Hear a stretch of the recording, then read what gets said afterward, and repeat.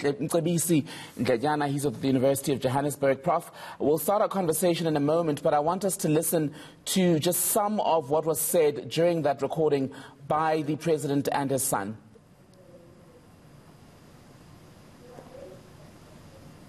I'm having a discussion. Obviously, I'm trying to find out what's going on, and he wasn't in a good state. You know, he could hardly speak, but he managed to utter a few words. And he looked at me and he said, I didn't know who had made this plan. I didn't expect to see you, meaning myself. But now that I see it's you, I feel very comfortable and I'm happy. Because if you are attached to this exercise, then it means your father's attached to it, and I appreciate this operation being made possible. And I said, no, this is my story, and you are in the safest hands you can be in at this point.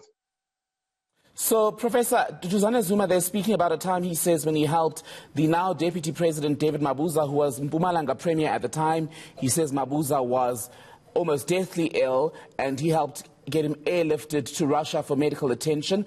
A lot of people will ask, why are we hearing about this now?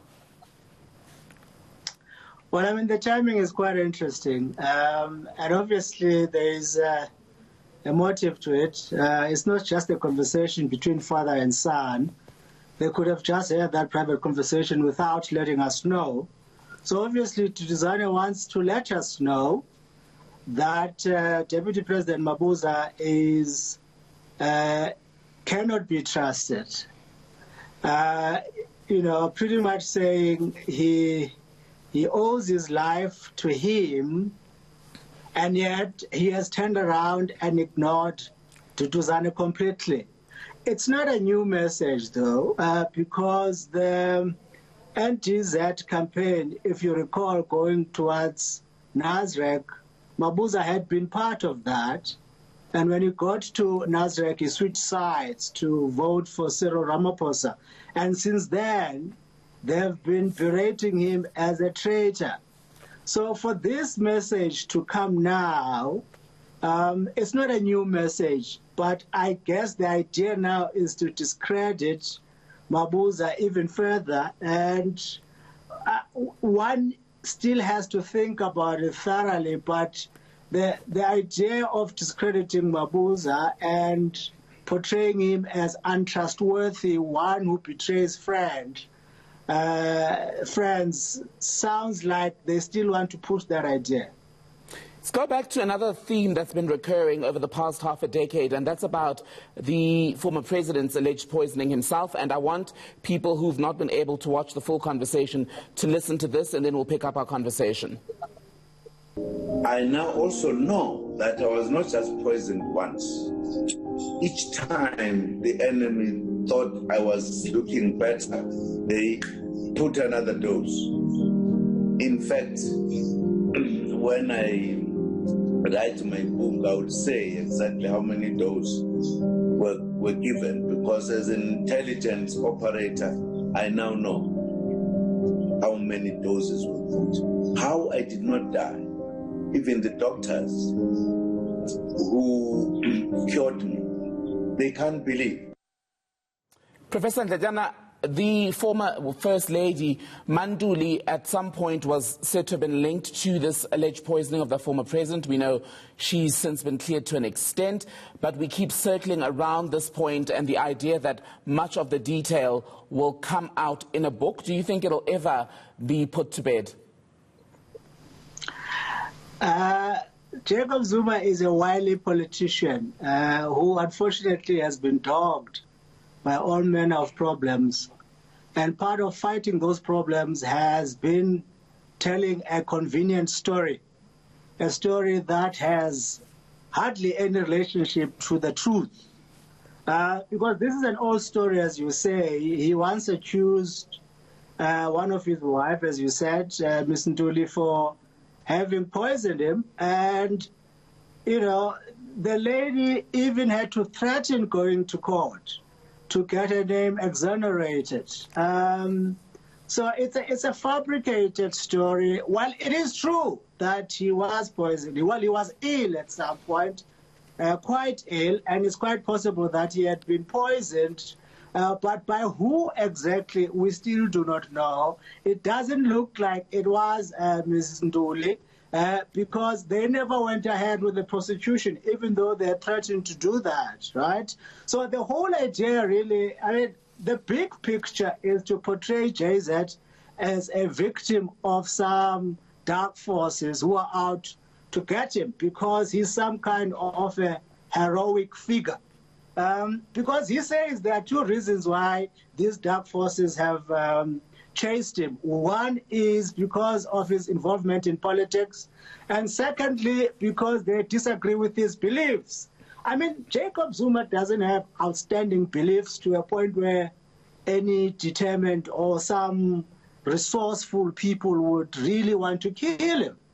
He was a relatively unknown or insignificant figure, at least in our politics, up until 2004, 2005. So I don't know really why any organized force out there would have what they would gain from killing JZ. The idea, it strikes me, is that JZ wants to elicit sympathy, portray himself as a victim of countless assassination attempts, and that sympathy will obviously be galvanized behind him as he goes to court.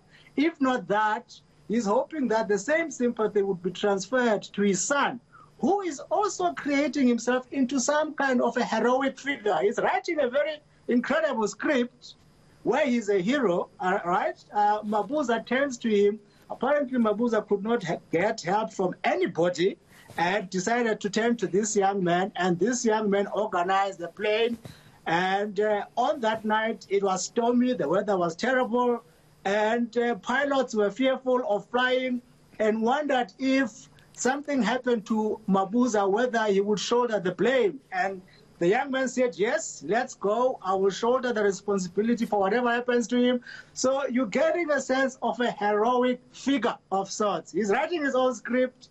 And so if you believe that JZ is a victim of assassination, if you believe that JZ is a hero, you should transfer that admiration to the son, because the son appears to have the same traits as the father, as a heroic figure of sorts. That's the idea. And I want to come in there, Prof, and ask you, and I want us to go back again just a few weeks. At the beginning of this year, we saw Duduzane Zuma begin to make rather public political appearances. He made an appearance at the January 8 celebrations of the ANC. We've seen him interact with students in parts of KZN. Now this video, do you get the sense, the impression that what we are looking at here is Duduzane Zuma being set up or groomed, if you will, for possibly a political role?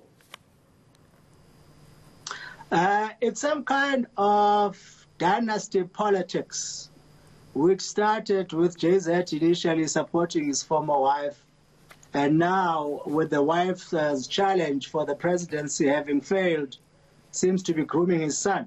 And of course, Duduzane not only represents himself, but a web of interests, right, who are coming under immense pressure now and threat of legal prosecution, especially his father, and he also might be pursued depending on what comes out of the Zondo Commission.